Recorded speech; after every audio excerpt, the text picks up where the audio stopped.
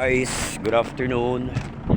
So, di ata karon sa area sa Duros Land, located in Liloan. So, mao ni ang project na to nga lot only, guys. So mao ni ang view karon. Bag-o pa gini siya, under development pa. So, makita nimo guys nga overlooking. So, makita na to ang Liloan sa ito kini dagat sa Liloan, no? So ano siya guys, so this is only for a lot only. So nindot kaayo ang location na makita nimo is up Virgin Forest sa Gidoyaw. Oh, green pa kayo ang environment. So nice kay guys, lot only so far.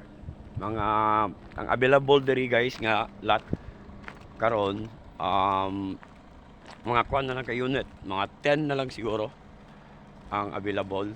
So kwan, more details just PM for the price and lot area per cati. Okay, just only 50,000 pesos reservation. So makakuan ta guys, mapili ta.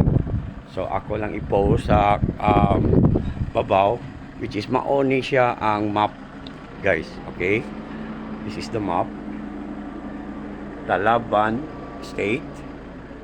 Okay, mali ang mga amenities.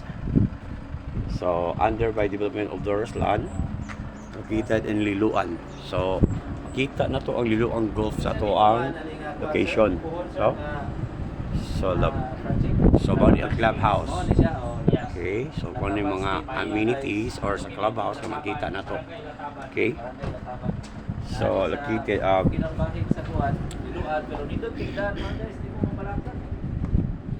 solid na kayo.